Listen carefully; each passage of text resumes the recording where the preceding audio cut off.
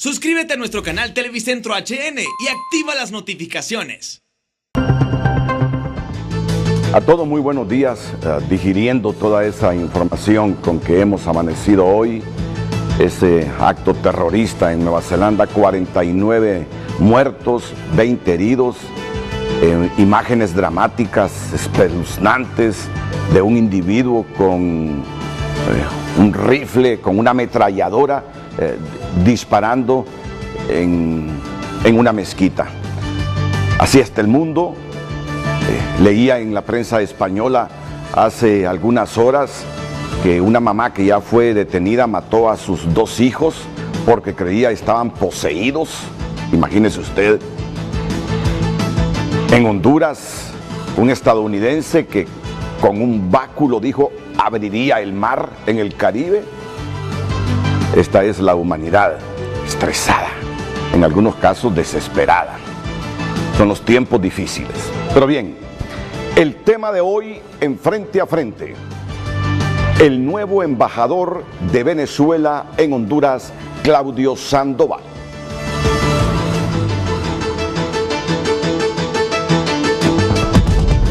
Frente a Frente presentó el tema del día.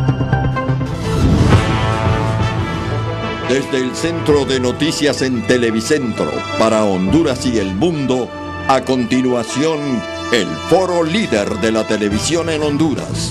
Frente a Frente con Renato Álvarez.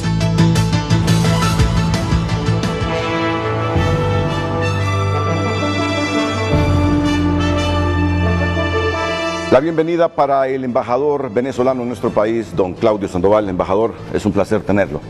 Muchas gracias, don Renato. Entiendo que ayer presentó las cartas credenciales ya al presidente de la República. Con lo cual estamos acreditados como embajador extraordinario y plenipotenciario de Venezuela en Honduras. ¿Qué tal? ¿Cómo han sido estos días en Tegucigalpa? Bueno, en primer lugar, agradecerle al pueblo hondureño y a su gobierno por la reciprocidad, la hospitalidad que he recibido acá. Me siento realmente como en casa. Y en segundo lugar también agradecerle a Frente a Frente y a usted personalmente por su tiempo y tenerme acá para que la comunidad, el pueblo hondureño se entere un poco de lo que ocurre en Venezuela y de los asuntos que queremos desarrollar en estas nuevas relaciones bilaterales. Ya comenzaremos en unos segundos, solo permítame que Cristian Nájera formule la pregunta para que el público hondureño interactúe en nuestras cuentas de redes sociales esta mañana con el embajador de Venezuela en Honduras. Don Cristian, bienvenido, buenos días. Muy buen día, Renato. Para usted que nos ve en casa, muy buen día. Hoy tenemos la visita del embajador Sandoval en el estudio. Él nos va a hablar de el trabajo que va, o el camino que va a llevar las relaciones entre Honduras y Venezuela, ahora que ya hay un embajador reconocido por el Estado hondureño, porque desde 2009 más o menos para acá solo funcionaba la embajada con el encargado de negocios. Pues bueno, la consulta de hoy, pues ahí la tiene en pantalla. ¿Qué desenlace cree usted que tenga el conflicto venezolano? De todos es conocido, pues bueno, el conflicto venezolano.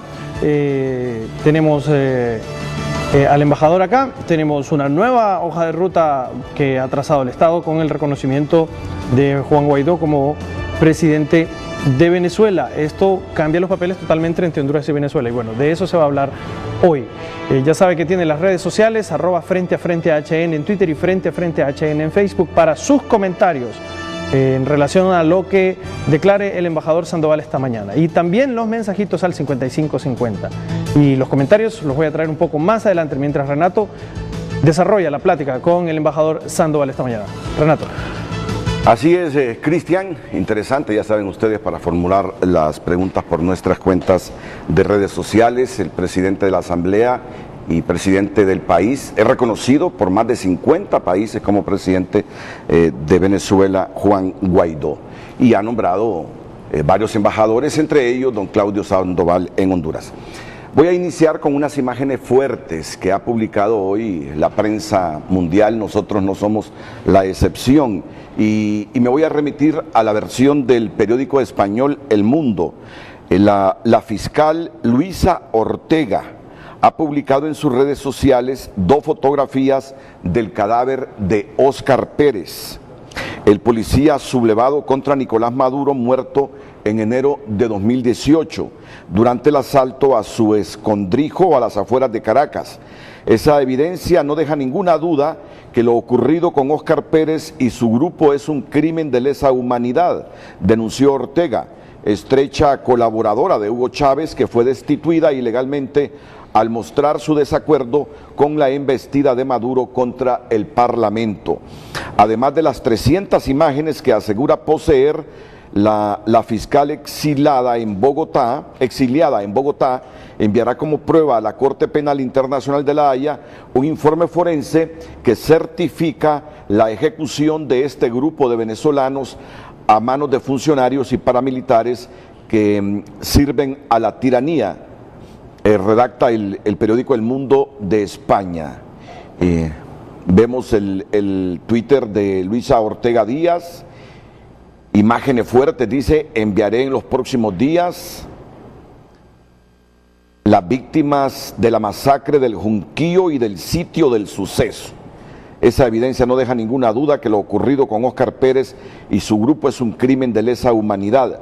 Pese a la rendición de Pérez y de sus 6 compañeros, 4 policías y militares, un periodista y una enfermera, pareja de una de ellos, la casa del Junquito donde se refugiaban recibió miles de disparos, incluso el disparo de un mortero.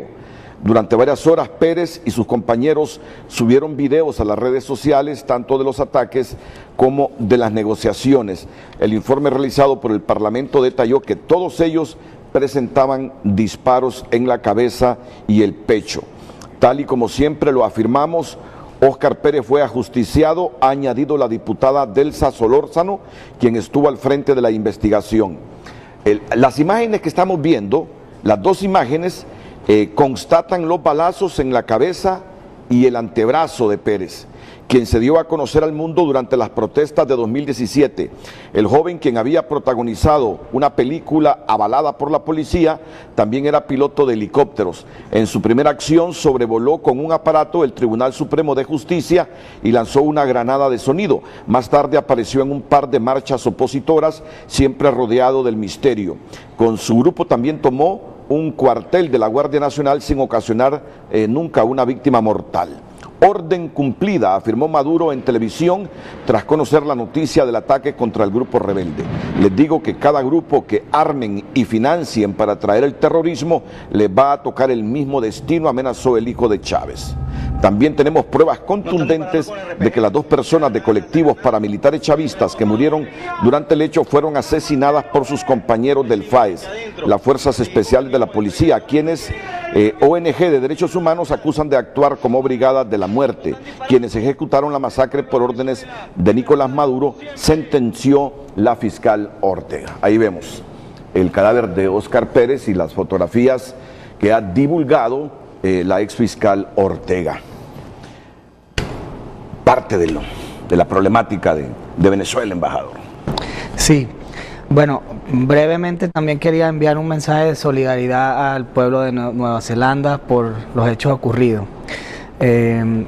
Ahora, entrando en materia de Venezuela, es lamentable el caso de Óscar Pérez, es uno de los mártires, entre muchos otros, que han sido víctimas de la represión y de la dictadura venezolana. Y quizás es el primer evento televisado y también en vivo a través de las redes sociales de una violación evidente de los derechos humanos y de la comisión por parte del Estado para todo el mundo de un delito de lesa humanidad, porque en ese video que se muestra a Óscar Pérez ensangrentado, lo que decía era que estaban dispuestos, ya listos para rendirse, y que entonces no había necesidad de un ataque.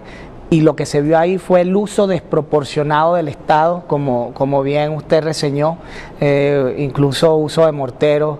Y entonces eso fue un hecho sumamente lamentable y sin duda es una de las pruebas contundentes de que Nicolás Maduro, el usurpador de Venezuela, y una camarilla que conforman una cadena de mando son violadores de derechos humanos y que han cometido crímenes de lesa humanidad. Esto de manera consciente y sistemática. Eso es importante resaltarlo. Esto no es un hecho fortuito, esto es, y allí sella el usurpador su culpabilidad cuando dice la orden ha sido cumplida. Embajador, la Fiscalía venezolana investiga a Juan Guaidó por el supuesto sabotaje eléctrico. Cuénteme de lo que ha ocurrido en los últimos 10 días en Venezuela, si ya se restableció el flujo. Maduro dice que fue un sabotaje de la oposición. ¿Cuál es la información de la oposición sobre esta situación que se ha presentado en Venezuela? Sí, bueno, estamos hablando de que esas acusaciones son infundadas como parte del mismo mecanismo de falsedad y de culpabilidad de terceros sobre la ineptitud y la incompetencia propia e histórica de la revolución chavista.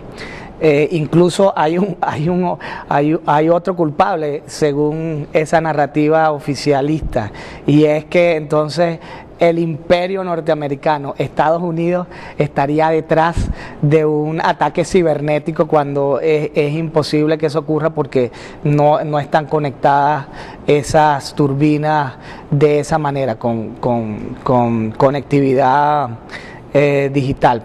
Pero en todo caso, lo que hoy sabemos, existen varias versiones, pero la que hoy sabemos es que el área que envía la corriente, la conectividad principal en una zona del estado Bolívar al sur de Venezuela, pues por la negligencia de Corpoelec, que es la empresa que se dedica a proveer el servicio o a tratar de proveerlo, pero lo hace muy mal. Entonces esas líneas en esa área estaba completamente llena de, se hizo boscosa, selvática, y entonces estamos en una época donde se pueden crear incendios, y eso ocasionó el sobrecalentamiento de las líneas que están sobre esa zona, y por seguridad esas líneas se bloquearon, y entonces eso cuesta mucho tiempo volverlo a recalibrar, y las personas, los peritos, los expertos que pueden hacerlo, no se encuentran en Venezuela porque forman parte ya de los casi 4 millones de venezolanos que han migrado por la tragedia que está ocurriendo en el país. Entonces esa es la principal causa que estamos manejando. Por supuesto hay otras asociadas que son históricas, como el no mantenimiento y la corrupción, el robo de las supuestas inversiones que se debieron hacer históricamente para mejorar el sistema eléctrico, dentro de los cuales, por ejemplo, está un préstamo que hizo el Banco Interamericano de Desarrollo por el orden de $700 millones, donde, bueno, el régimen en su momento, los que estaban allí se robaron ese dinero. Hay un escándalo de miles de millones de dólares asociado a la desinversión y a la corrupción. Entonces ahora, como no encuentran de qué forma criminalizar la lucha por la libertad que ha emprendido el presidente Guaidó, el gobierno interino del cual formo parte, entonces están tratando de asociar esta situación a indilgársela al presidente Guaidó, pero ya sabemos que es una treta más. Ya hemos enviado varias alertas internacionales, el Grupo de Lima se pronunció al respecto, aclarando la situación, y tenemos el apoyo del mundo libre y de la comunidad internacional en general, que está muy clara sobre lo que está pasando en Venezuela. Bueno, a propósito de este apagón en Venezuela la semana pasada, las operaciones del sector petrolero venezolano quedaron seriamente perturbadas, y las pérdidas actuales a gran escala podrían plantear una dificultad para el mercado, según la Agencia Internacional de la Energía en su informe mensual sobre el petróleo. Venezuela sufrió un gigantesco fallo eléctrico, como todos conocemos, que afectó en especial a la actividad de la compañía petrolera pública PDVSA, crucial para la economía local. Aunque hay señales de que la situación mejora, y en efecto ha mejorado, ¿se ha restablecido el fluido eléctrico o todavía no? Entonces a eso también iba, don Renato. Hasta ahora el flujo eléctrico es intermitente, no se ha logrado solucionar el asunto. Eso se hubiese resuelto en 12 horas, si los expertos hubiesen estado allí, no están. Entonces ahora eso ha ocasionado también que los transformadores en distintas áreas pues hayan estallado. Ahora el asunto se hace más complicado y está afectando también el área de salubridad. No hay agua potable en los distintos sectores del país. Es totalmente una crisis, una tragedia, y la gente, el pueblo venezolano, está saliendo a la calle indignado para mostrar su protesta. Nosotros hemos decretado el estado de emergencia, y en ese estado de emergencia, que por supuesto con base en el artículo 4 de la Carta de Naciones Unidas, enviamos el reporte al secretario general Guterres. Hemos establecido que los derechos humanos no deben ser violados por parte de las fuerzas de seguridad de la usurpación, y que se debe permitir entonces a las personas desahogar su indignación y también que puedan movilizarse para, bueno, encontrar agua y los distintos servicios, porque no sorprende, pero muestra un poco el nivel de indolencia y de poco interés de la usurpación, que hasta ahora no se han prestado servicios de camiones cisternas de agua, algún tipo de contingencia, sino que se han dejado a la población a su suerte, y nosotros hemos, como gobierno interino, intentado con los recursos limitados tratar de ayudar. ¿Cómo han recibido esa fotografía del New York Times donde afirma que fue la oposición que incendió uno de los vehículos que transportaba alimentos para Venezuela en la frontera con Colombia? Ciertamente, pero antes permítame complementar el comentario que ha hecho de la industria petrolera y de PDVSA. La industria petrolera venezolana significa el 95% de los ingresos en exportaciones del país y en términos del Producto Interno Bruto.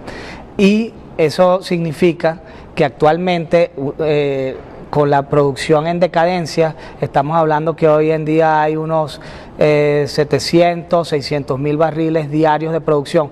Eso en realidad no afecta tanto al mercado mundial, pero sí refleja la incapacidad, la desinversión histórica que hubo en Venezuela. De hecho, quiero que sepa algo.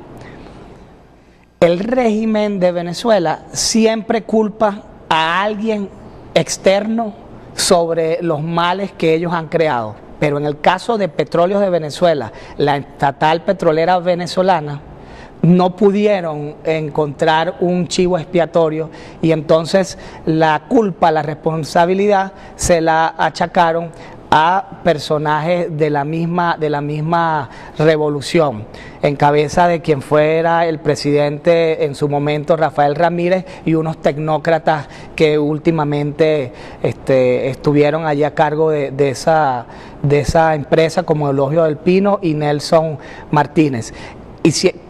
Y esto es importante saberlo, PDVSA es uno de los mayores casos de corrupción, por encima del caso de Lavallato en Brasil. Estamos hablando que, y no tienen excusas para culpar, porque resulta que tenían canales de comercialización con Rusia y con China, y también hacia Estados Unidos, y lo que hicieron fue, no cumplieron con los proyectos de inversión de su momento, con ninguno de ellos, solo con uno de gas, y no está produciendo nada. Entonces en Venezuela estamos en una situación donde no producimos ni gasolina, ahora estamos exportando energía. cuando tenemos las mayores reservas probadas de petróleo del mundo. Importando, están comprando energía. Así es. Bueno, mire, yo he contrastado alguna de la información sobre la producción de barriles diarios de petróleo en Venezuela y lo he contrastado con varios medios porque sé la situación de los medios de comunicación en Venezuela y me he quedado con la versión del Nacional que dice que la producción de Venezuela se había estabilizado en torno al 1.2, es decir, 1.200.000 barriles diarios hasta antes del apagón. La producción de barriles diarios de Venezuela en este momento lo tenemos en 700.000, en 1.2 millones o en 1 millón por la situación del apagón. Ok, bueno, entonces la producción histórica llegaba a los 4 millones diarios. Y en vez, los proyectos petroleros, la visión a largo plazo, aguas arriba y aguas abajo, pensaba que Venezuela podía estar al día de hoy en 7 a 10 millones de barriles con las inversiones que debían hacerse y que se puso la plata, se puso el dinero, pero se la robaron. Entonces, vamos en descenso. El número que yo tengo actualmente es oscila entre 600 y 700 mil barriles y para finales de año podría estar en 250 mil barriles, con lo cual estamos hablando que el 95% de los ingresos de Venezuela oficialmente dependerían de 250 mil barriles a un precio petrolero que no es el mejor. Aun cuando quiero que aclarar acá a la audiencia que la revolución bolivariana fracasada tuvo en sus manos el mayor auge de rentas de commodities en general, incluyendo petroleros, de toda la historia de la humanidad, de lo que lleva de producción petrolera. Y estamos hablando de un pico de alrededor de barril petrolero de $120. Todo eso se lo gastaron, no solo se gastaron la renta petrolera, también se gastaron y se robaron los préstamos que se hicieron, las inversiones que supuestamente se debieron hacer. Entonces, por supuesto que el sistema o la producción petrolera debió haberse visto afectada por la falta de energía. Por el apagón. Es evidente. Bueno, ¿no? Inclusive, y esta información también la he contrastado con varios medios, no solo venezolanos, sino internacionales, que antes del apagón, la producción de crudo en Venezuela cayó durante febrero en 142.000 barriles al día. 142.000 barriles al día cayó antes del apagón la producción de crudo en Venezuela, una situación política compleja, con un gobierno interino, con Nicolás Maduro también, con una situación económica difícil, con una inflación que uno no se la imagina cuando le dicen 10 millones de % de inflación. Uno no se imagina esas cifras cuando en nuestro país generalmente la inflación está 4.5, 5 en casos extremos, y en Venezuela pues los números se han disparado.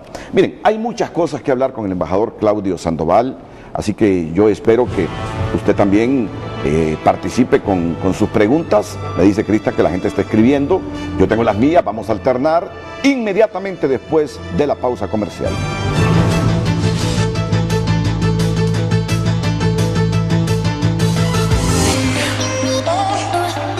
Un pequeño lugar en el mundo que sorprende a lo grande.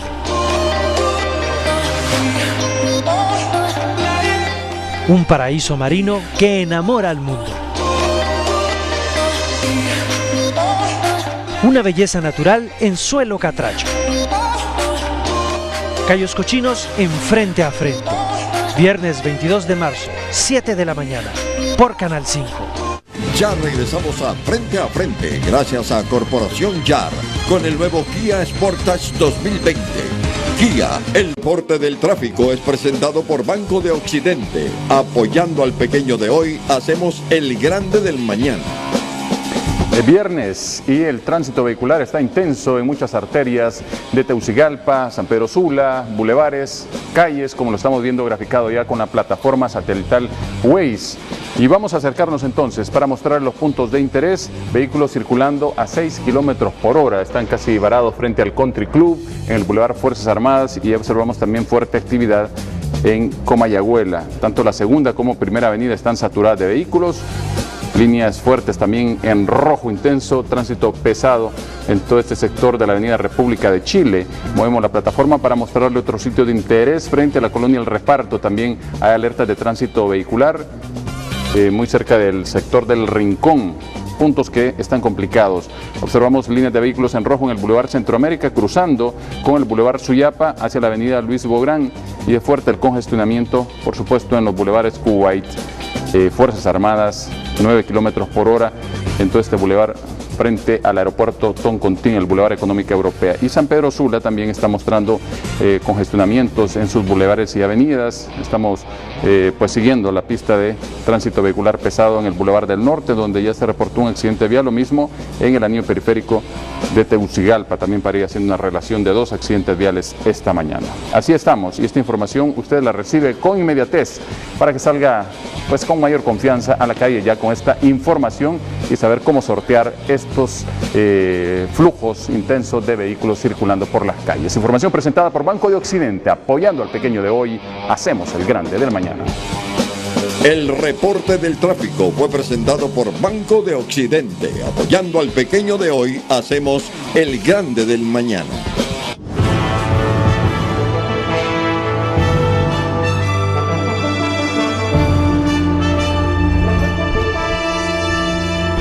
Tenemos mensajes, la gente está escribiendo en redes sociales sobre el tema de hoy, la visita del embajador Sandoval a frente. Bienvenido a Honduras, señor embajador de la República de Venezuela. En Honduras los buenos somos más, dice Wilfredo Oceguera. Dazaev Aguilar dice, lo llaman héroe, hablando del señor Oscar Pérez, venezolano, del cual mostramos unas imágenes al principio, y atacó una institución del Estado con bombas. Acá lanzan piedras a un hotel y los llevan presos un año. José Mario Reyes, bienvenidos a Honduras, embajador. El desenlace sin duda caerá Maduro, solo esperemos no haya una intervención militar extranjera y que Latinoamérica entienda que no se puede seguir eligiendo liderazgos ochenteros con ideologías comprobadas que fracasan. Olvídense de Marx, Karl Marx, basta, dice. Y Emín Rivera dice, Maduro negociará su salida, pondrá a un candidato de su preferencia, convocará elecciones, Guaidó se propondrá como candidato, se dio cuenta que la autoproclamación no le funcionó y al final ganará el régimen chavista. Ciclo tortuoso e indefinido, se repite la historia de Capriles. ¿Qué desenlace cree usted que tenga el conflicto venezolano? Esa es la pregunta de hoy. Sobre eso van las respuestas que vamos a seguir leyendo un poco más adelante, Renato. Dice el gobierno interino de Juan Guaidó que todas las posibilidades están abiertas. Pero bueno, América Latina dice que no va a aceptar una intervención militar en Venezuela. El Congreso estadounidense le ha recordado a Donald Trump que la decisión de una invasión militar no le corresponde al Ejecutivo, que la autorización la debe dar el Congreso. Es decir, esta opción militar a Venezuela por parte de Estados Unidos me parece lejana, embajador. No sé qué piensa usted. Esperemos que así sea, que sea lejana, que no tengamos que llegar a esa último recurso. Bueno, embajador, Venezuela ha sido un país rico. Estaba leyendo recientemente el periódico El País de España. El periódico El País de España siempre ha estado identificado con el Partido Obrero Socialista Español. Y decía Javier Moreno, el periodista que consiguió una entrevista con Maduro y llegó a Caracas el día del apagón. Entonces se canceló la entrevista con Nicolás Maduro y este periodista que 2 décadas antes había viajado mucho a Venezuela, relata en un reportaje que apareció precisamente ayer en El País, que hasta hace pocos años, antes de 1988, Venezuela era el país más rico de América Latina, sin contar Bahamas, y que esa abundancia se dejaba ver en las calles y en las gentes. Por supuesto que existía desigualdad, uno de los principales azotes del continente, pero nada hacía presagiar, excepto los sermones de Chávez, lo que pronto iba a revelarse como una pesadilla. el comandante pudo mantener unos años el espejismo gracias a unos ingresos petroleros desorbitados, una borrachera de crudo y dólares malgastada y robada en proporciones difíciles de establecer con precisión. Miren, ¿por qué leo esto? Lo publica El País, identificado con el PSOE español. Y este periodista hace 2 décadas visitaba frecuentemente Caracas y es de izquierdas y dice que se ha encontrado con una situación totalmente diferente. Pero me llama poderosamente la atención, sé que tiene mucha información, pero quiero resaltar esto.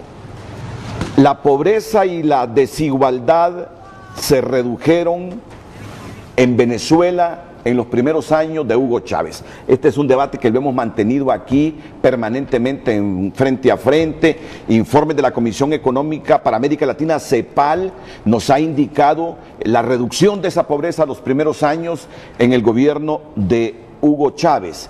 Pero este periodista español, Javier Moreno, cita un libro de David Smailt, Crimen y Revolución en Venezuela, en un párrafo que dice: es importante entender que las reducciones en pobreza y desigualdad durante los años de Chávez fueron reales, pero superficiales.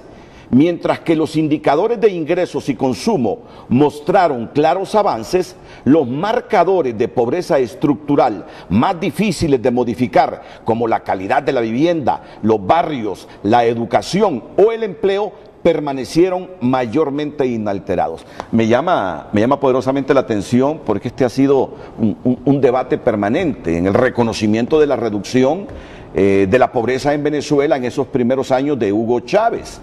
Pero también el contraste cuando Uribe le advertía a Hugo Chávez que mantener eso no era sostenible en el tiempo.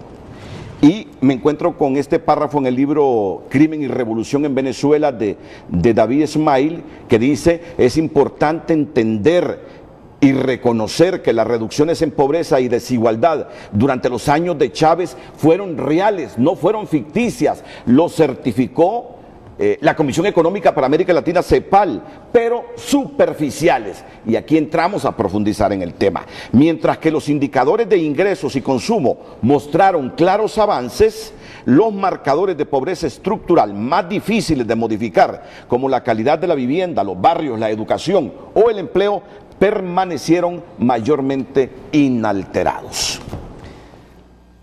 Bueno, comparto a plenitud la opinión del doctor David Smailt, a quien conozco, profesor sociólogo en Nueva Orleans, y quien precisamente no es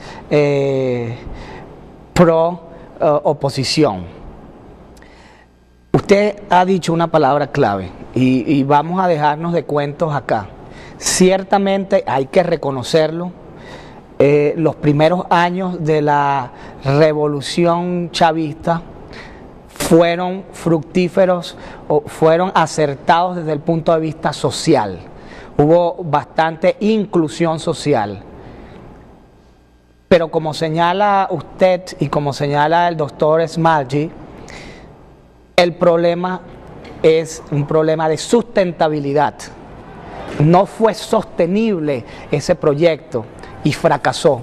No fue sostenible y podríamos diagnosticarlo y buscar muchas causas, pero rápidamente porque no pudieron sembrar el petróleo. Una frase de un intelectual venezolano que significaba, el doctor Uslar Pietri, sembrar el petróleo significaba que ese 95% de ingresos de exportación teníamos que diversificarlo y desarrollar distintas industrias.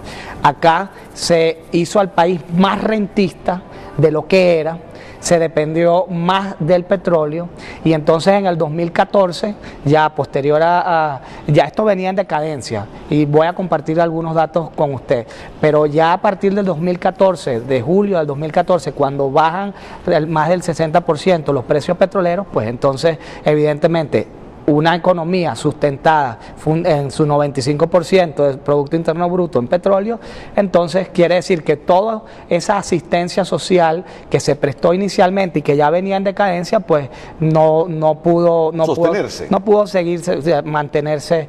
Entonces, pero cuando vemos el balance general, el consolidado de esa gestión de la fracasada revolución bolivariana, podemos encontrar datos como los que a continuación le voy a compartir. Por ejemplo, al día de hoy tenemos que la economía, a nivel económico, tenemos un 87% de pobreza en Venezuela.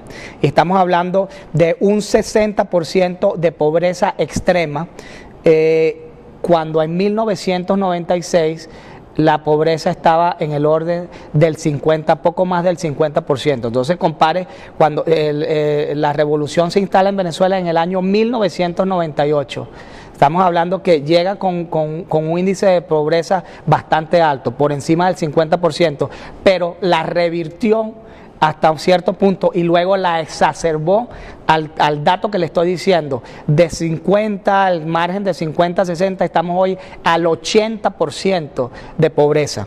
Tenemos pobreza general, ¿verdad? Pobreza general y 60% de extrema, es decir, más de la pobreza general que existía en los 90.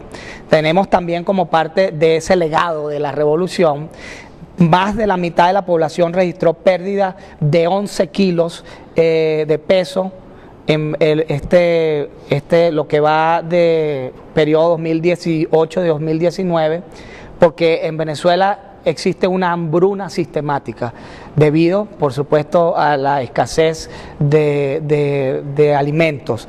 La mortalidad infantil al día de hoy es del 30%.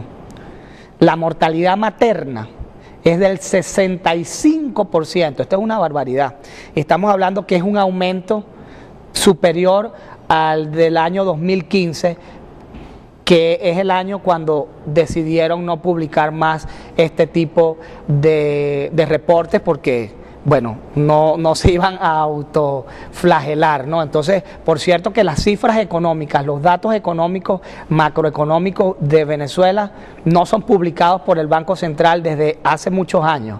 Uno se entera por las proyecciones del Fondo Monetario Internacional o porque como Venezuela emitió bonos en Estados Unidos, entonces el Securities Exchange Commission siempre tiene un reporte y ellos tienen que reportarle. Por ahí entonces ellos dan las cifras económicas, las deudas, y son terribles. Les quiero compartir otros datos.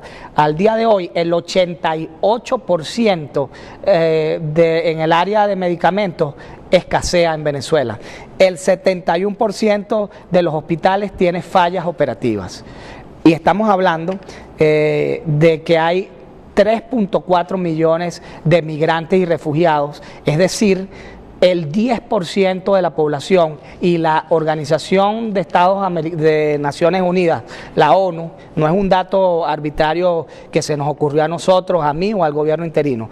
La ONU pronostica que para finales del año 2019 habrán alrededor de 5 millones y medio de migrantes venezolanos, producto de la falta de alimentos, producto de la escasez de comida, producto de la violencia generalizada, el estado de anarquía en que han sumido a Venezuela porque se les fue de las manos y le han tenido que entregar el territorio a distintos entes paramilitares como el ELN en el estado Bolívar, que controla el área minera, y por allí hay un fuerte influjo de ventas ilícitas de oro y otros recursos, y también hay otras áreas del sector que se le han entregado a Pranes. Pranes para nosotros son los líderes de las prisiones.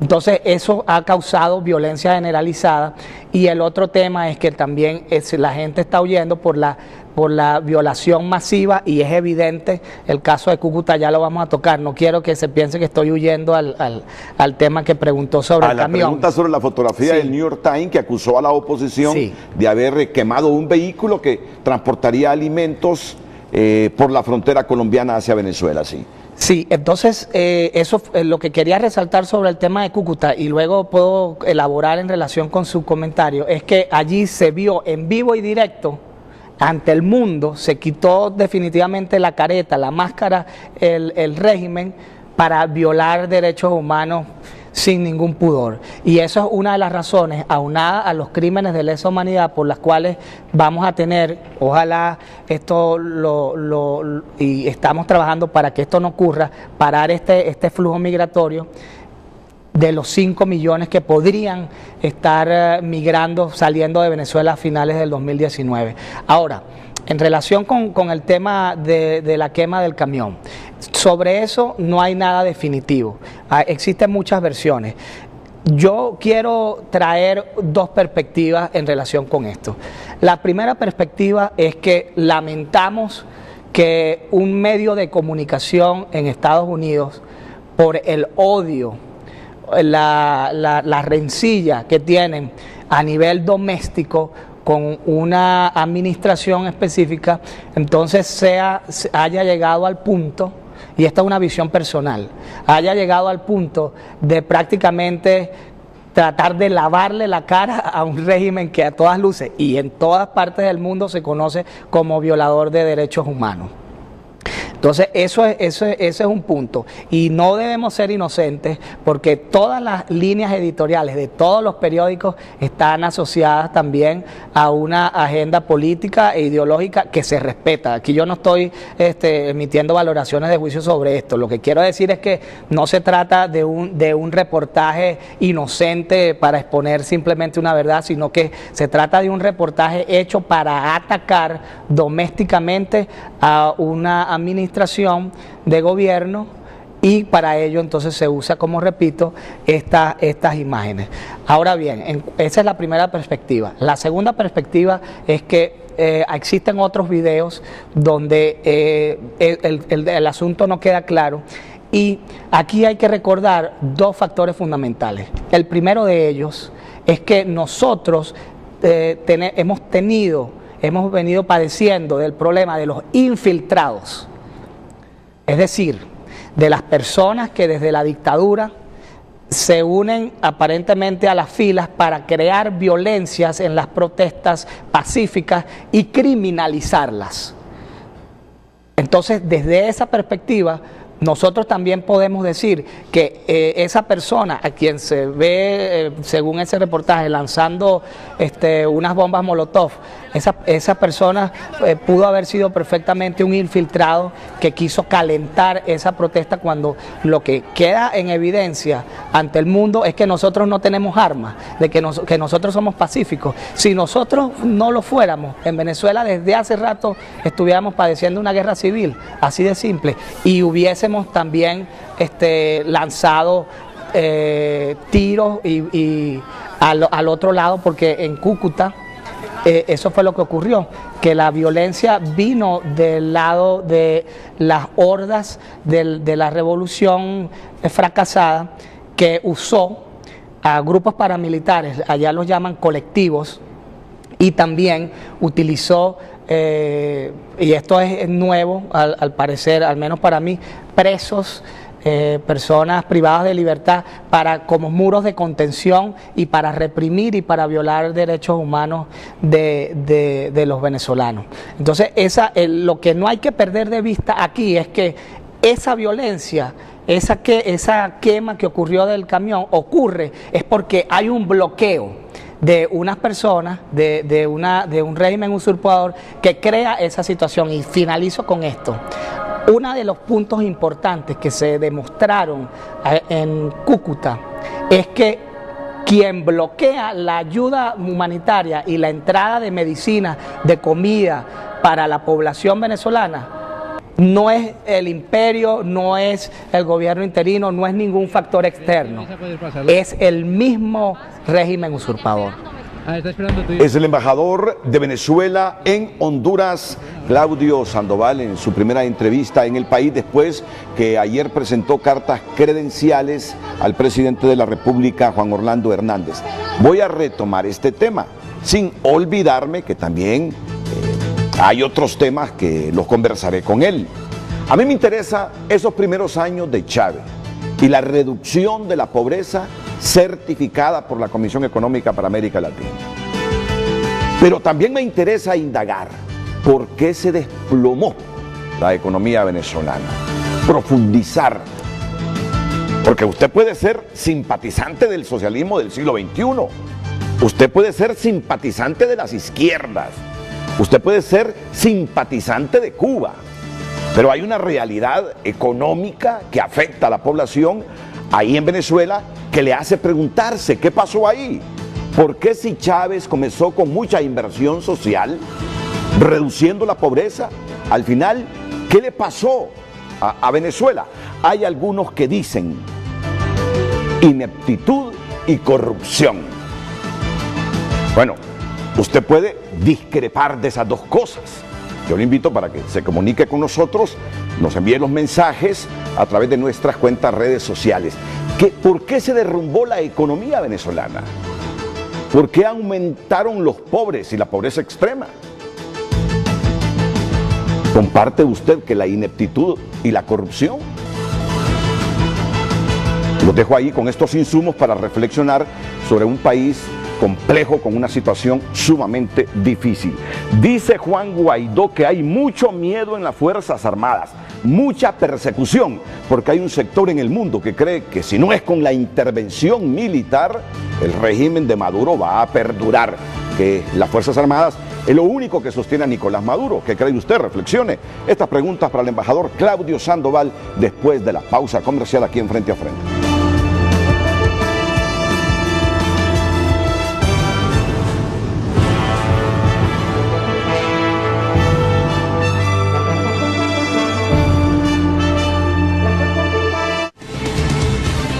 Ya regresamos a Frente gracias a Jet Stereo, distribuidor autorizado de...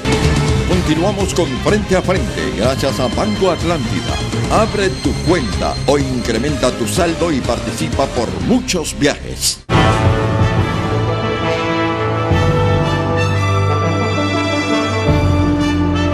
Continuamos con el Frente a Frente. Tenemos más mensajes que usted escribe a través del Twitter. En este segmento Twitter, vamos a verlos, ahí los tenemos. Dice Cat Maldonado, ¿quién está financiando a esos embajadores churros ilegales? Porque sus estadías tienen que salir del bolsillo de alguien, pregunta. Doctor Carlos Alberto Leiva, bienvenido señor embajador. Yo creo que el conflicto no termina con la dimisión de Nicolás Maduro, creo que ahí inicia uno nuevo. ¿Qué desenlace cree usted que tenga el conflicto venezolano? Estas son las respuestas. Alberto Lozano dice el derrocamiento del régimen de Maduro, el debilitamiento del socialismo del siglo XXI y el Foro de Sao Paulo, la instauración de la verdadera democracia en Venezuela y prosperidad para el pueblo venezolano. Dice María Teresa, pienso que al final Nicolás Maduro tendrá que irse. Y el último mensaje de este segmento es de don Fili Salazar, dice, ¿de dónde saca los datos de la pobreza? Existen datos oficiales súper diferentes y en todo caso no está peor que Honduras. Aquí debería autoproclamarse Salvador Narrala. Entonces, pregunta, ¿qué desenlace cree usted que tenga el conflicto venezolano? Esa es la pregunta de hoy. Renato. Miren, el embajador Claudio Sandoval afirmaba que antes de que llegara Hugo Chávez al poder, los porcentajes de pobreza general en Venezuela estaban entre el 50 y 60%. Y uno debe ser objetivo. Actualmente la pobreza general en Honduras está arriba del 60% y la pobreza extrema un poquito abajo del 40%. Los venezolanos también, como nosotros, debemos reflexionar que un 50-60% de pobres es indicativo que no se ha hecho lo suficiente por el Estado para superar esos problemas. Es decir, tener un 60% o un poquito más del 60% de pobreza o un poquito menos del 40% de pobreza extrema son malas señales, son malas señales. Y la reflexión es que también en Venezuela hubo una clase política y basta leer la historia de Venezuela, que al igual que en otras regiones de América Latina, en otros países de América Latina, tampoco, no la democracia, una clase política que tampoco ofrecieron opciones de transparencia, creatividad e inteligencia para reducir esos índices de pobreza general y extrema. Es decir, luego vino Chávez, dijo, aquí hay mucha pobreza, aquí hay mucha corrupción, aquí no hay transparencia. Generó confianza entre la población y ya sabemos todo lo que pasó, como sabemos qué está sucediendo actualmente. Me interesa un mensaje donde se le pregunta que quién lo financia a usted quién financia esta embajada en las condiciones que está Venezuela, u otros embajadores que ha nombrado el presidente de la Asamblea y presidente del gobierno interino, Juan Guaidó. Perfecto, complementando su comentario inicial y luego vamos con lo segundo. Parte de lo interesante de este nuevo proceso político liderado por el presidente Guaidó es que estamos presenciando una nueva generación política de jóvenes, principalmente en sus 30s, y que no tuvieron nada que ver con lo que se hizo en el pasado, ni tienen nada que ver con lo que se hizo en estos últimos años, sino que hemos sido víctimas y nos ha tocado reflexionar y madurar políticamente desde muy temprana edad, no leyendo libros, que también lo hicimos y nos formamos, pero viendo en carne propia las vicisitudes del camino a la servidumbre que crea el socialismo en general. Porque debo decirle algo, cuando el socialismo es un eufemismo para una palabra que es la siguiente: cuando la periodista Vanessa Davis, que es adepta a la revolución y fue presidente del principal canal estatal en Venezuela, BTV, Venezolana de Televisión, le preguntara en La Habana al señor Fidel Castro qué era el socialismo, y eso lo puede buscar la audiencia en internet. Fidel Castro dijo: socialismo es comunismo, así de simple. Entonces nosotros hemos vivido como jóvenes, hemos padecido las consecuencias nefastas e inhumanas del socialismo del siglo XXI, que no es más que eso, que el comunismo con un nuevo rostro. Ahora bien, en relación con el tema del financiamiento, debo decirle muy honestamente que nosotros, en mi caso particular, esta misión está financiada por mi bolsillo, por mis propios recursos, mi propio presupuesto, como servicio y una responsabilidad para la patria. Y así muchos de los embajadores y representantes diplomáticos que han sido designados, porque en realidad no hay recursos para sostener esto por la vía del gobierno interino, que además está representada por diputados, los cuales llevan alrededor de 3 años sin percibir un centavo. Por supuesto que viven, buscarán las maneras de vivir. En mi caso personal, yo he trabajado toda mi vida. Ahora es que estoy metido en temas públicos de política, pero he estado en el sector privado y pues entonces tengo los recursos para poder llevar a cabo esta misión. Espero que no sea para siempre, ¿no? Mire, porque tampoco soy Simón Bolívar, que tenía haciendas y financió la lucha libertaria en Venezuela. Me llama la atención lo que está diciendo el embajador de Venezuela en Honduras, porque es una nueva generación. ¿Nos puede permitir darnos a conocer su edad, embajador? 34. 34 años. ¿Por qué le pregunto la edad del embajador? Porque él, si no vivió con intensidad lo que ahora está viviendo, sabe también de COPEI, de ADEI, de los reclamos de falta de transparencia, de corrupción en Venezuela. O sea, es una generación atrapada entre la corrupción de la clase política tradicional, hay que decirlo, y lo que está pasando ahora en Venezuela. Dice: yo sé, no lo he leído solo por libros, sé lo que pasó antes, sé lo que está pasando ahora. Es una nueva generación pulida en el fragor de la corrupción de antes, de la corrupción de hoy, de la situación que dio pie para que se posicionara Hugo Chávez en Venezuela y lo que están viviendo ahora. Miren, esto es inusual para mí. Un embajador que se está financiando él. ¿Quién está pagando la renta de la embajada? Me pregunto, ¿usted o Caracas? Hasta ahora, todo lo que de esta misión estamos pagándolo con mi bolsillo, mis propios recursos. Y quiero decirle algo más. Yo de hecho tengo 2 libros escritos sobre este tema, donde hacemos un diagnóstico histórico generacional, y también ponemos los puntos sobre las IES en relación de por qué llegamos a donde llegamos antes del 98 y por qué se instaura la revolución bolivariana.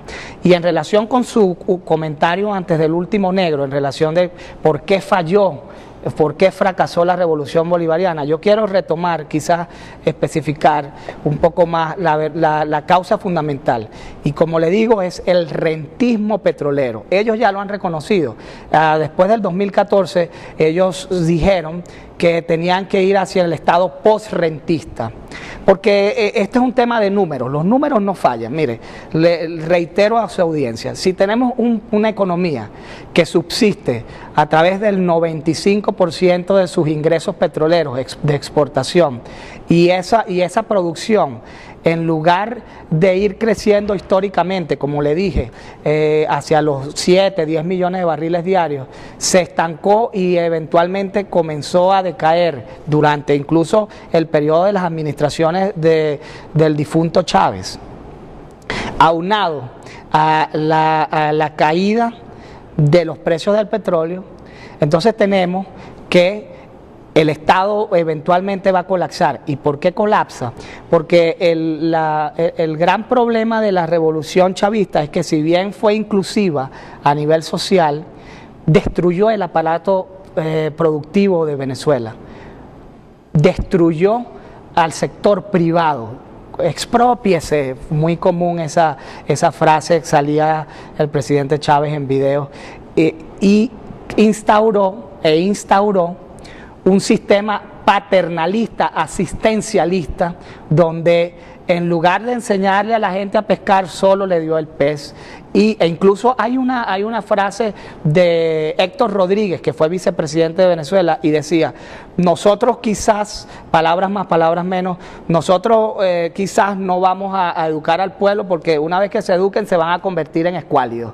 Es decir, una vez que tengan la iluminación del conocimiento, entonces van a volverse en contra nuestra, en contra de la revolución, quiero decir. Entonces, esa es la principal causa, no hay otra, el colapso de la industria petrolera.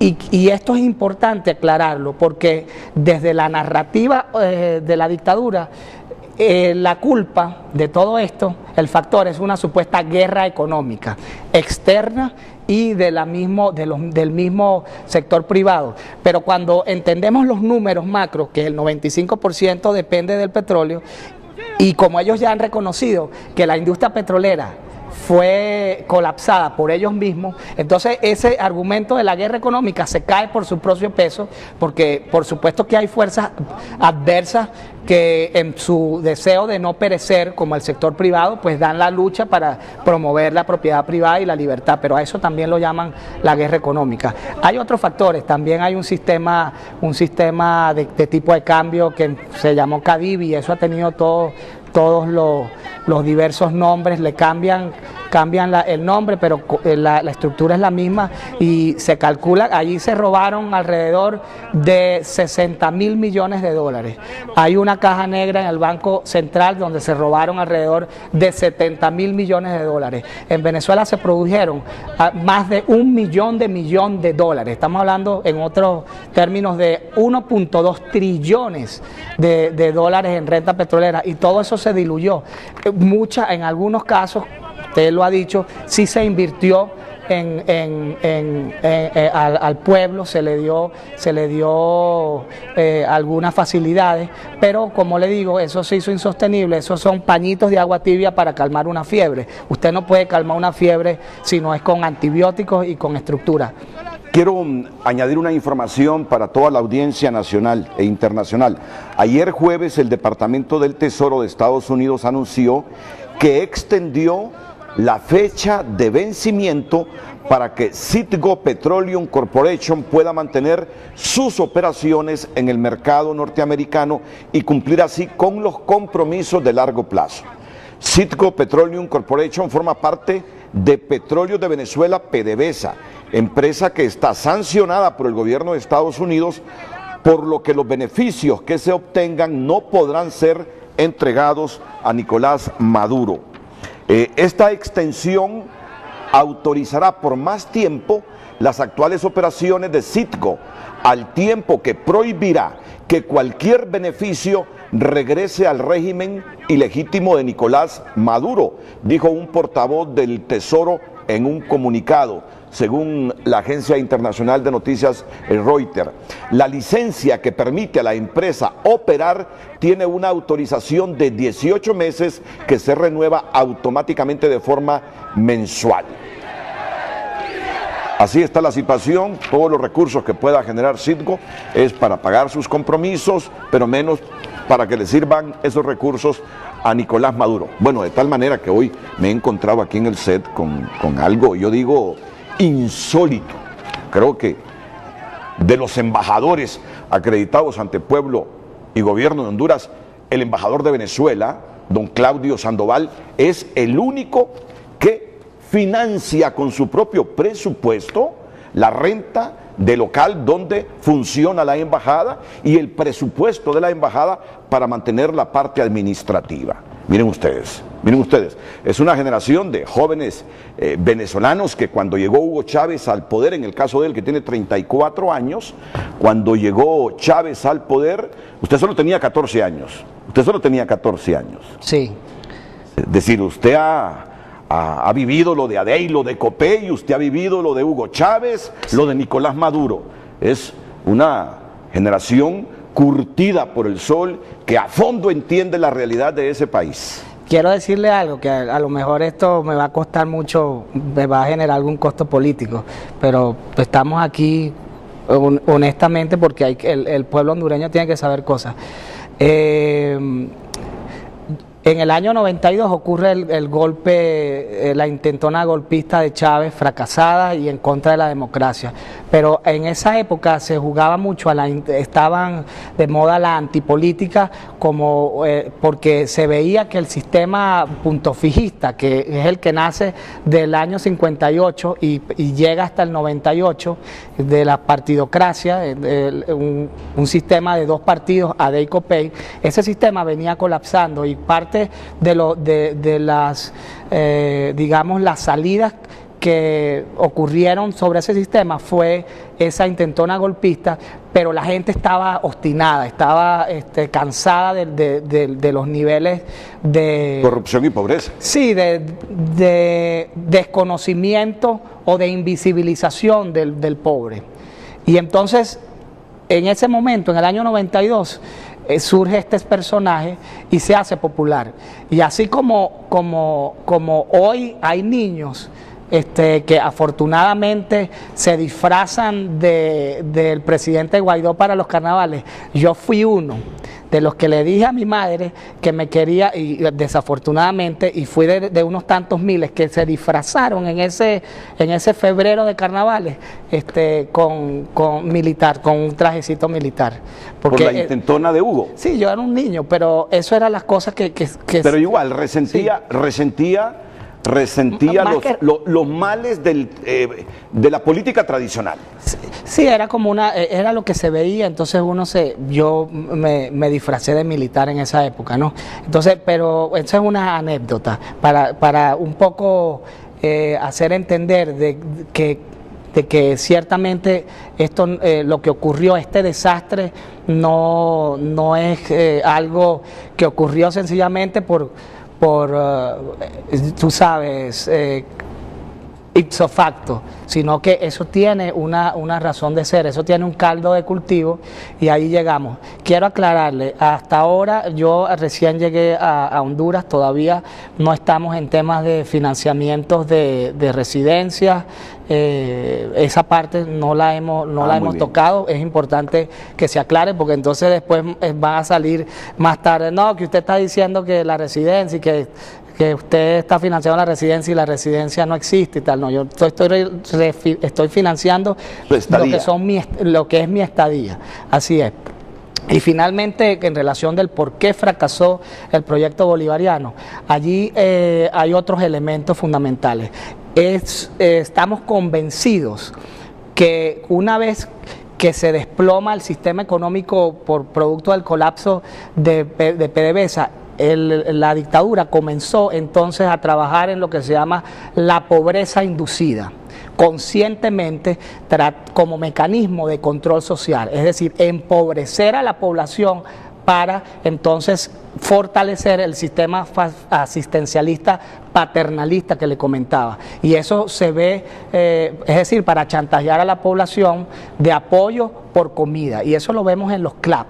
Eso ya se ha hablado, hay estudios al respecto de cómo se chantajea, cómo se utiliza esos mecanismos de pobreza para controlar socialmente a la población. De manera que tenemos un cóctel explosivo que explica el fracaso de la revolución bolivariana, lo cual incluye una ideología primitiva, ya decíamos, socialismo del siglo XXI, que es comunismo, es antidemocracia, ineptitud, corrupción, todo eso armado con un gran boom petrolero, con una petrochequera, que le hizo también al régimen despilfarrar dinero bajo una tesis que también podemos desarrollar luego, que es la exportación de la revolución continental, que viene, el árbol podrido o la raíz podrida viene de una isla caribeña, y entonces se exporta eso a Venezuela, un país rico en petróleo, con mucho dinero, para utilizar esa petrochequera y empezar a través del concepto de la llamada guerra de cuarta generación, le digo, podemos desarrollar eso luego, a minar y desestabilizar otros países, y también por ahí se fue gran cantidad de dinero. El embajador de Venezuela en Honduras, Claudio Sandoval, esta mañana aquí en Frente a Frente. Antes de continuar la conversación con él y la pausa comercial, quiero presentar a don Hugo Arévalo. Don Hugo Arévalo. Don Hugo Arévalo es presidente de la red de vegetarianismo en Honduras. Y hoy está aquí con nosotros, no sé, embajador, si es vegetariano usted. También. Ah, es vegetariano. Es decir, como vegetales. En otras palabras, también come carne. Exacto. Bueno, ya les decía que don Hugo Arévalo es el presidente de la red de vegetarianismo en Honduras y está aquí para promover el 4º Festival de Gastronomía Vegetariana. ¿Cuándo es esto, don Hugo? Bienvenido, buenos días. Muchas gracias, Renato. Un saludo al señor embajador de Venezuela. Muy interesante todo lo que está compartiendo. Este festival, el 4º, va a ser mañana sábado en Torre Metrópolis, Boulevard Suyapa, frente a Emisoras Unidas. Vamos a tener 26 puntos de venta con gastronomía hindú, mexicana, peruana, norteamericana, hondureña, comidas, productos, vegetales y hortalizas orgánicas, sopas. Vamos a tener postres vegetarianos, ovolactos, veganos, crudiveganos, una gama inmensa de oferta gastronómica vegetariana para la sociedad de Tegucigalpa, Renato. Don Hugo, mire, yo voy a aprovechar que usted está aquí para hacerle una consulta muy personal. Sabe que yo ando con la onda, como decimos los hondureños, de quererme hacer vegetariano, y por convicción, porque sé los excesos cometidos en la vida. Entonces, digo yo, me voy a cuidar, ya comí suficiente carne, quiero disciplinarme, ser riguroso con la comida, pensando en mi salud y que todos queremos vivir más tiempo. Y uno sabe los excesos cometidos y la conciencia le dice, has cometido tales excesos, cuidadito, no vas a durar mucho. Así soy yo, me gusta decirlo públicamente, siento la necesidad de compartirlo. Que esa transición de lo carnívoro, de un solo hacia lo vegetariano, no genera secuelas. Para nada. Para nada. Para nada. Lo que tiene la carne es proteína. Y la proteína la encontramos en una gran cantidad de verduras, semillas. La naturaleza es muy sabia, Renato y su auditorio. Y todo fue concebido para que respetemos la vida en cada una de sus manifestaciones.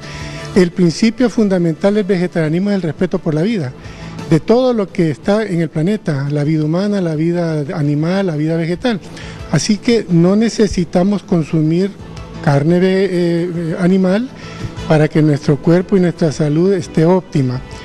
El primer paso para ir dejando poco a poco la carne es el sistema ovolacto, que uno sigue consumiendo leche y sus derivados y queso. Ya una vez adoptado el sistema vegetariano, pues está el perfeccionamiento y pasamos al sistema vegano, donde ya no se consume ni leche, ni derivados, ni huevos.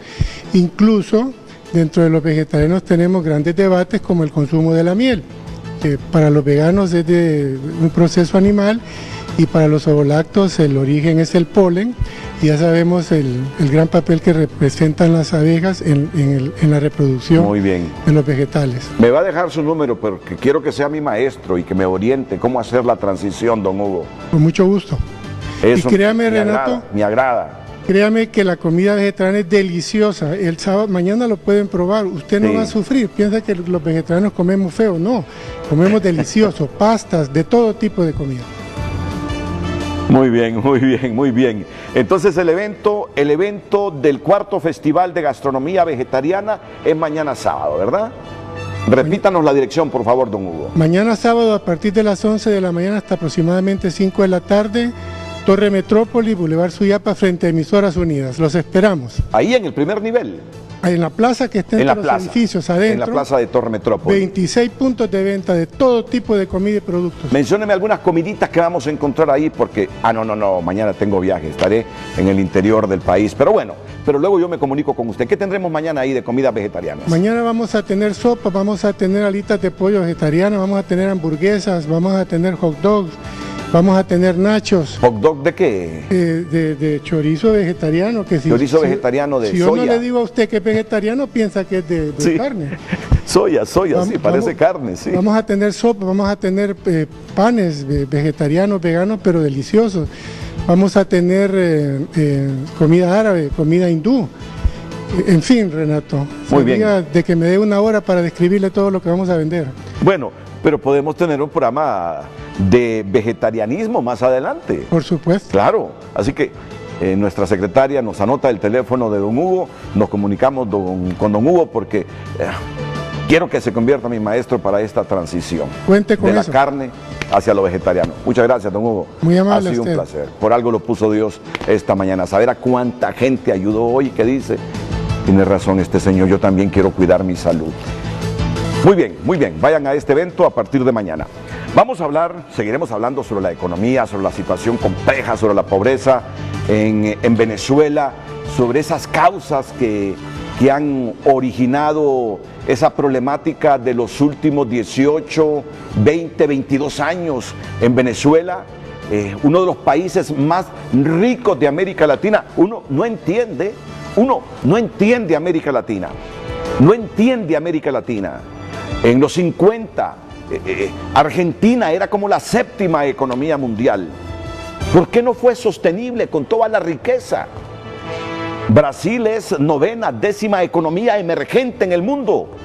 ¿Por qué siempre con sus problemas de inestabilidad política? ¿Por qué siempre los extremos en América Latina? Venezuela es un claro ejemplo. Riqueza.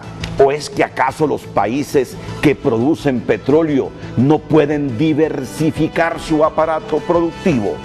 ¿Están condenados a vivir del petróleo? ¿O es que falta creatividad que fuera del petróleo? No hay posibilidades de sustentar la economía diversificándola, creando riqueza también con otros rubros, no necesariamente con el oro negro. Esas son las preguntas que yo siempre me hago de América Latina. Con tanta riqueza, ¿por qué tanta pobreza? Algunas veces digo, corrupción, falta de creatividad, ¿qué más? ¿Qué otros factores? De esto seguiremos hablando con el embajador venezolano en Honduras, don Claudio Sandoval, después de la pausa comercial.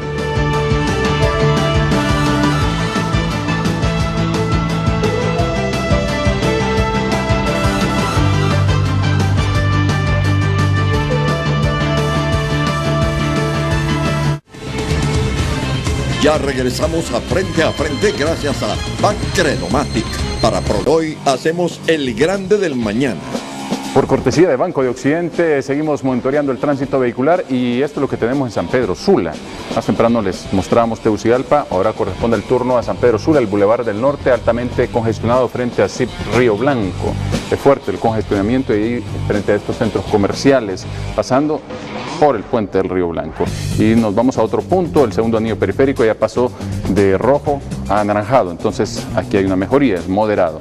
Pero otros sectores como el Boulevard del Sur, San Pedro Sula, está altamente saturado de vehículos.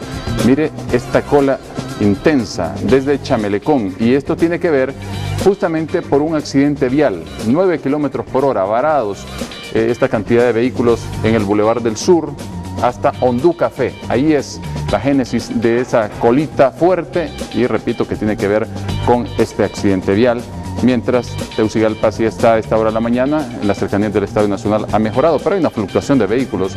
A ratos aparecen las colitas, afloran y a ratos desaparecen. Información presentada por Banco de Occidente con tecnología de punta para servirle a usted. Banco de Occidente apoyando al pequeño de hoy, hacemos el grande del mañana. El reporte del tráfico fue presentado por Banco de Occidente. Apoyando al pequeño de hoy, hacemos el grande del mañana. Un pequeño lugar en el mundo que sorprende a lo grande.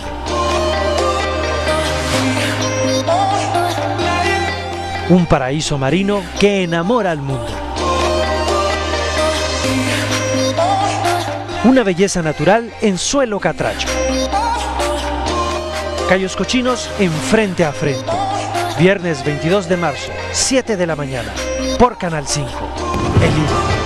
Peter Enríquez pregunta en redes sociales cuál será el desenlace de Honduras, dice, porque la pregunta de nosotros es cuál es el desenlace o cuál cree usted que es el desenlace que tenga el conflicto venezolano. Eso hay que preguntárselo a nuestros políticos, ¿verdad, Cristian? Sí, es... Esa respuesta la tiene Manuel Zelaya, Salvador Narrala, Juan Orlando Hernández.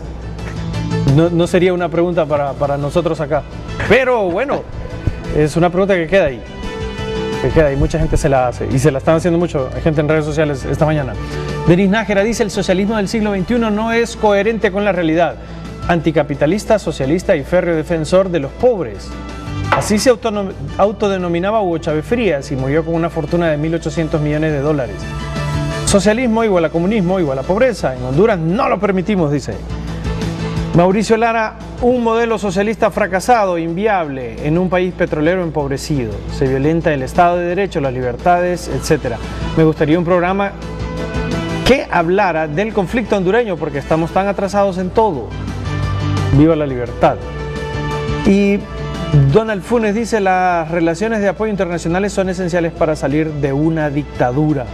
Pero, de acuerdo, el fin nunca justifica los medios. ¿Cree? Mire, vamos a hablar con el embajador de eso, porque en ese debate que hay sobre Venezuela, se afirma que mientras los militares apoyan a Nicolás Maduro se mantendrá en el poder.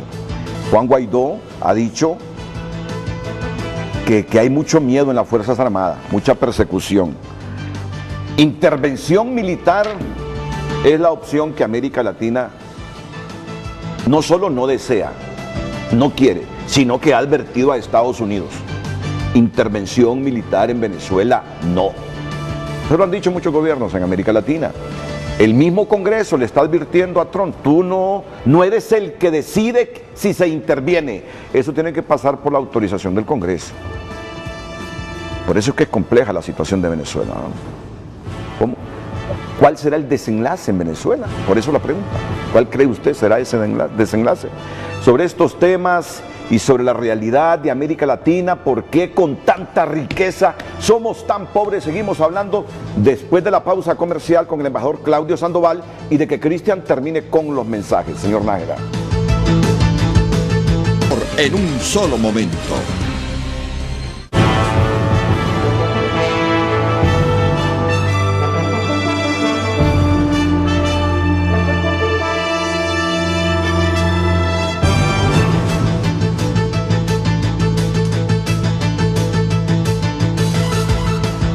Bueno, 50 estados han reconocido al gobierno interino de Juan Guaidó. Ahí se vio otra polémica mundial entre la izquierda y la derecha.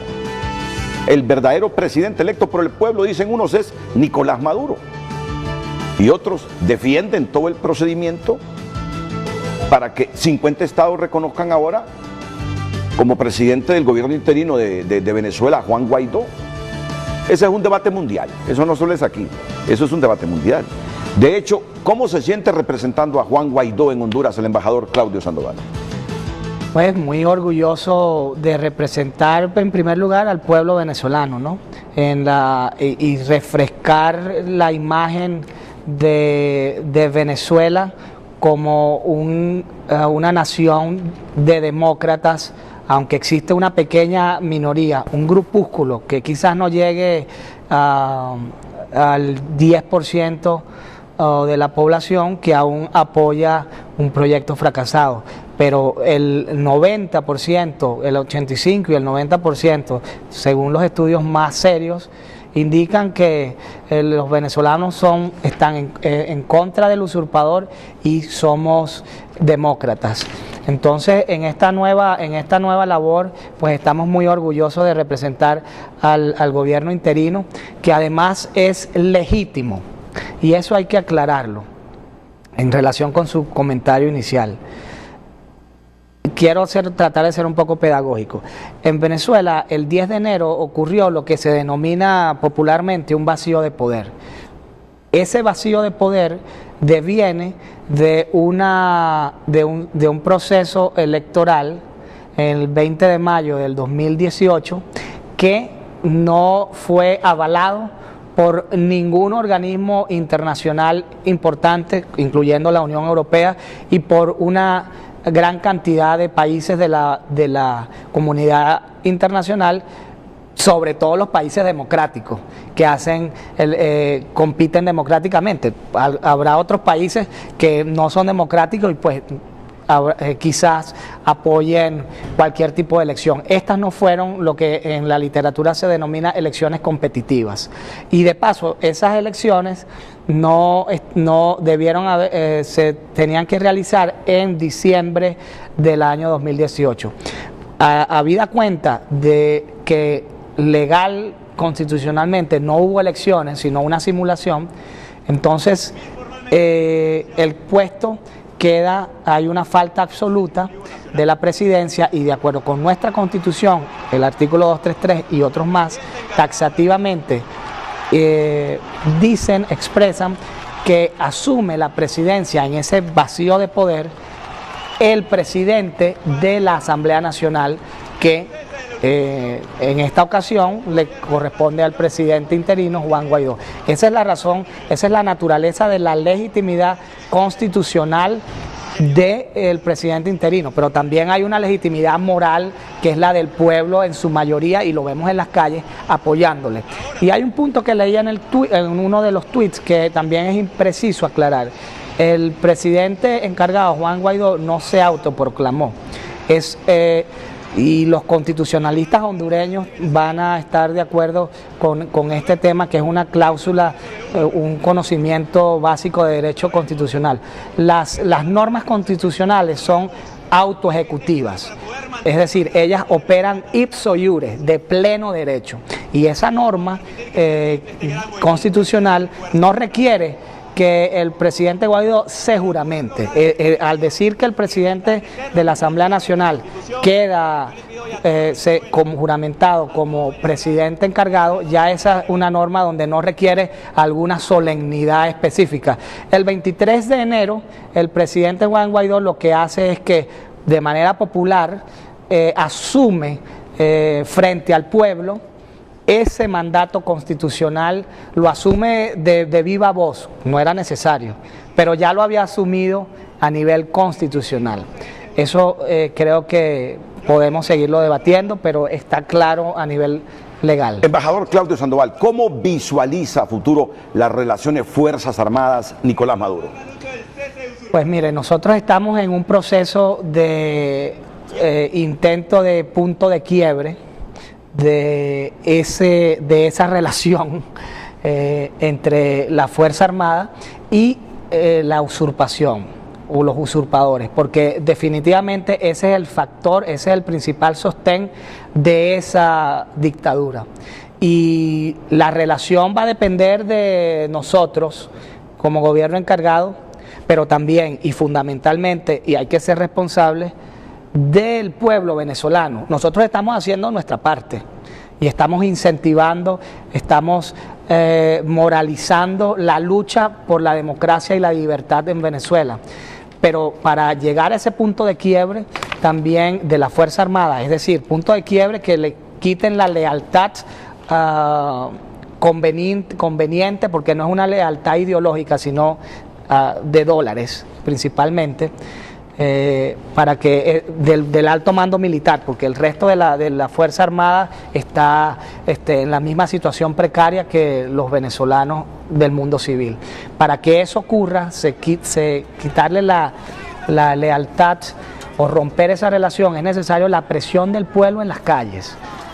Y eso es lo que estamos tratando de... A propósito, el presidente del gobierno interino de Venezuela, presidido por Juan Guaidó, ha convocado al pueblo a participar en asambleas y cabildos programados para el sábado 16, es decir, mañana. El presidente enfatizó que las actividades que se realizarán son con el objetivo de darle paso al cese de la usurpación y dijo que en las próximas horas dará a conocer los lugares donde se concentrarán. Y esto del presidente Guaidó, todo el mundo estaba a la expectativa cuando retornó de su gira por varios países de Sudamérica. Es decir, buena parte estábamos a la expectativa de si iba a ser capturado al ingresar a Maiquetía, el aeropuerto en Caracas, porque había advertido el gobierno de Nicolás Maduro que se le prohibió la salida, pero que se fue y que a su retorno iba a ser capturado, pero no se le capturó. Y los analistas internacionales que yo he leído calificaron esto como un signo de debilidad del gobierno de Maduro, que se dividió entre la captura o no del presidente Juan Guaidó y las consecuencias que esto iba a tener, porque muchos embajadores en Caracas estaban en el aeropuerto para arropar, para ayudar de los gobiernos que han reconocido su gobierno cuando éste regresara por Maiquetía a Caracas. Hubo una concentración popular, no se le capturó y hoy está convocando a su pueblo para que participe en asambleas y cabildos mañana sábado 16. Su comentario es muy pertinente, porque lo que ocurrió ese día en Maiquetía, donde está el principal aeropuerto y donde ingresó o llegó el presidente interino Juan Guaidó, es que se rompió la cadena de mando en el ámbito militar. Se dio una orden la cual no fue ejecutada.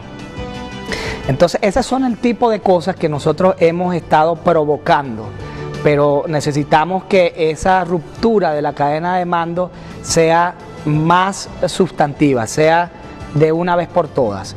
Y quiero entonces reafirmar o cerrar la idea de que la gente, el pueblo en la calle protestando para impulsar, para propiciar ese quiebre, es fundamental. Nosotros como venezolanos tenemos, si queremos tener las riendas de nuestro destino, como nación, nuestro futuro, entonces tenemos que participar, y eso es una responsabilidad ciudadana que no depende de un líder, que no depende de un embajador dando directrices, sino de un pueblo que entiende su destino, que entiende su situación y entonces irrumpe contra el establishment, contra el status quo, indistintamente de quién esté liderando. Y hago este punto porque también hay comentarios sobre desencantos de los liderazgos, sobre la emocionalidad propia del momento que estamos viviendo. Pero yo le quiero decir a mis connacionales, esto depende, en realidad, es de cada uno de nosotros como venezolanos. Porque si nosotros no nos mantenemos en esta coyuntura, en las calles, entonces quizás sea necesario que factores externos entonces tengan que resolver esto por nosotros, y eso no lo queremos en realidad. Estamos en la recta final de esta entrevista con el embajador de Venezuela en Honduras, don Claudio Sandoval. Le preguntaremos luego de la pausa, ya para finalizar, sobre las relaciones honduro-venezolanas. Él tiene, no sé, una semana, 10 días de estar en Honduras. Primero presentó las cartas de estilo ante la Cancillería y ayer lo hizo con las cartas credenciales ante el presidente Juan Orlando Hernández.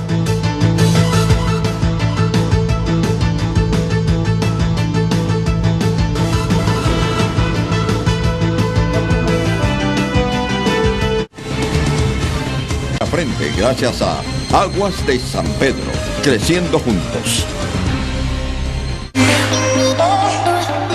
Un pequeño lugar en el mundo que sorprende a lo grande.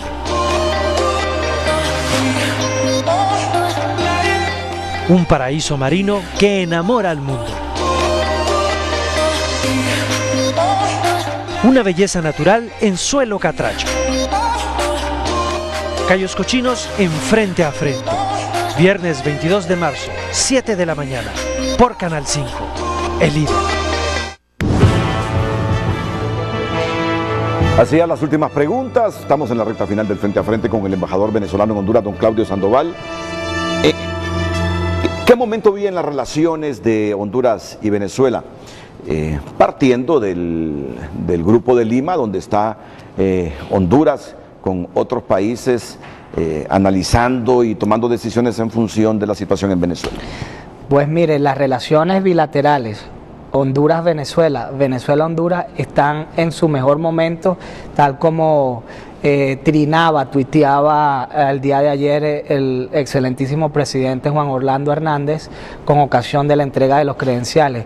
Y prueba de ello también no es solo ese acto, sino uno más importante, en mi opinión, que es la entrega o el envío de ayuda humanitaria de Honduras al pueblo venezolano y que está acopiado en Cúcuta.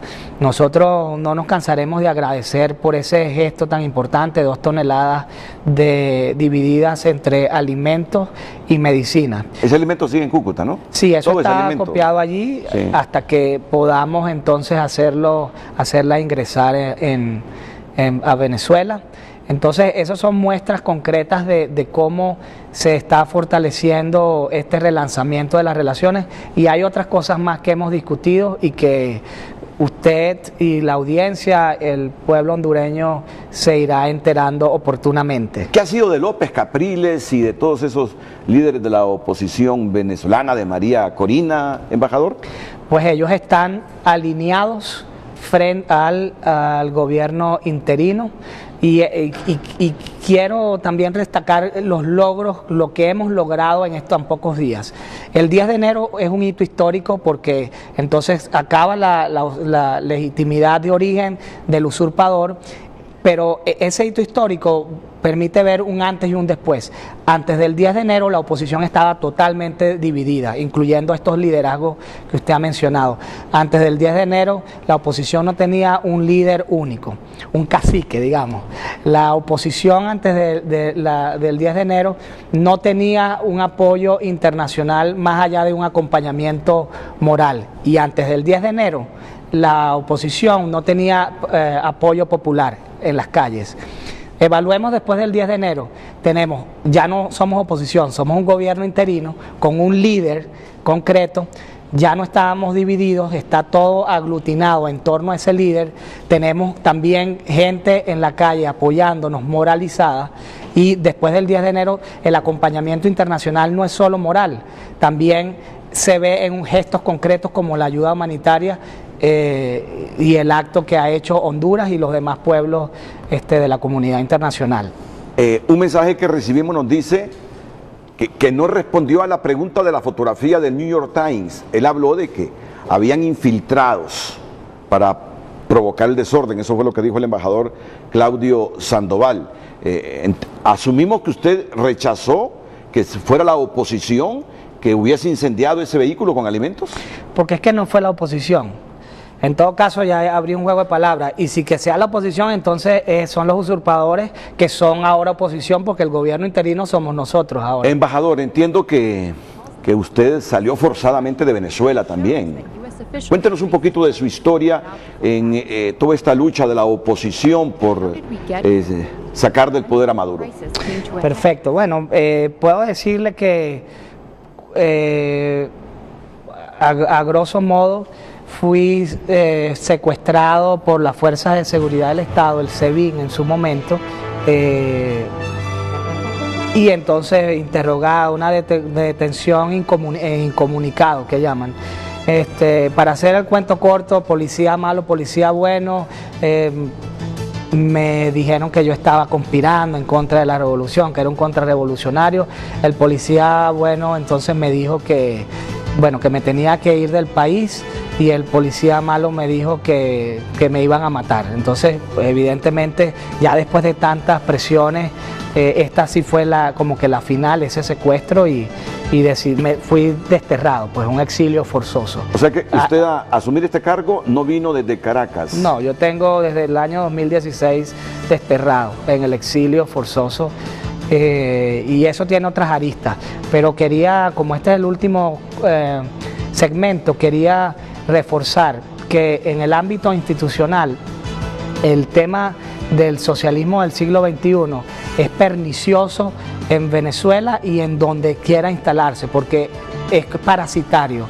Para poder crear las nuevas instituciones y ese nuevo hombre revolucionario, narrativa marxista, comunista, entonces ellos deben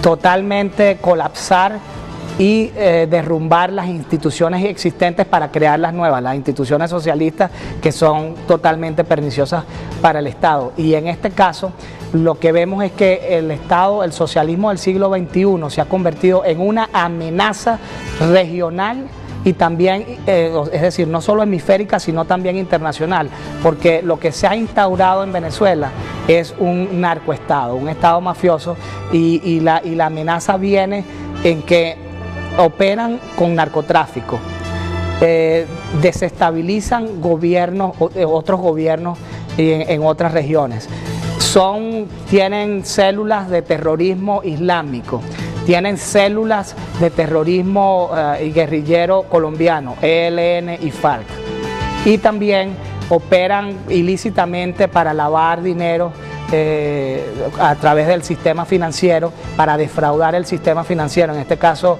de americano, de dólares.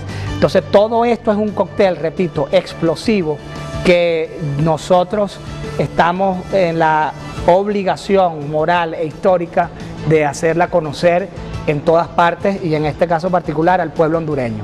Los últimos mensajes comerciales. Yo retorno solo para despedirme del embajador de Venezuela en Honduras, don Claudio Sandoval.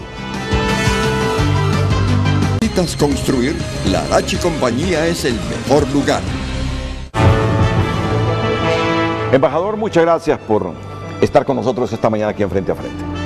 Muchas gracias a usted. El embajador de Venezuela en Honduras, don Claudio Sandoval, compartió estas 2 horas aquí con Frente a Frente. A todos, muchas gracias, buenos días, que pasen un feliz fin de semana y quédense con nosotros porque viene la mañana del 5. Buenos días.